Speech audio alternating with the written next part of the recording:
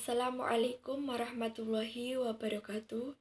Di sini saya Ana Septiani dari kelompok 6. Saya akan mempresentasikan makalah saya dengan tema isu-isu radikalisme di muatan materi PAI di sekolah atau madrasah. Untuk yang pertama yaitu pengertian radikalisme. Dalam bahasa Indonesia atau KBBI, radikalisme berarti yang pertama paham atau aliran yang radikal dalam politik. Yang kedua, paham atau aliran yang menginginkan perubahan atau pembaharuan sosial dan politik dengan cara kekerasan atau drastis. Yang ketiga, sikap ekstrim dalam aliran politik. Radikalisme tidak bisa dilabelkan hanya kepada Islam, karena radikalisme bisa menjangkit pada sektor apapun dalam kehidupan manusia, baik itu sektor ekonomi, politik, problem sosial, dan lain sebagainya. Dan juga tidak terkecuali pada sektor agama.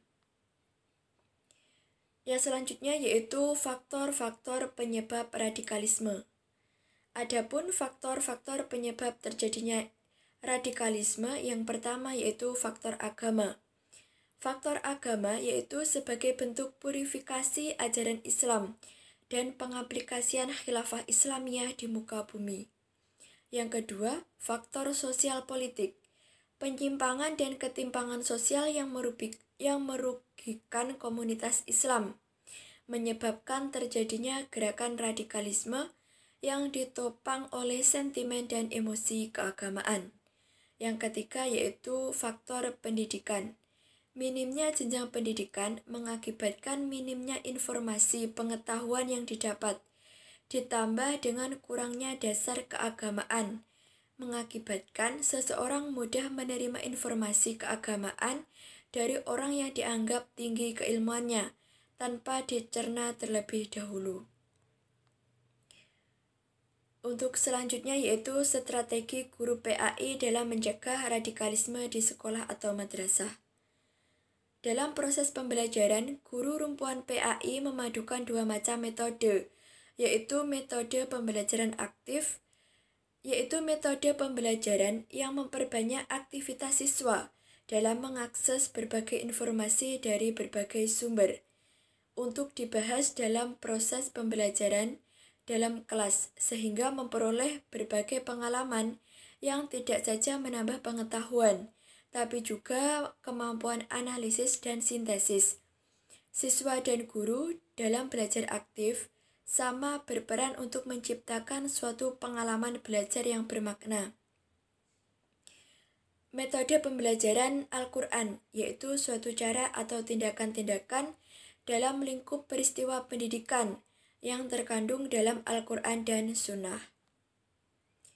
Memberikan pelajaran dan pemahaman tentang pembelajaran agama yang kemudian dikaitkan dengan paham radikalisme, bahaya radikalisme, dan sebagainya. Kemudian juga menjelaskan tentang golongan-golongan serta contoh-contoh yang mengacu kepada terorisme.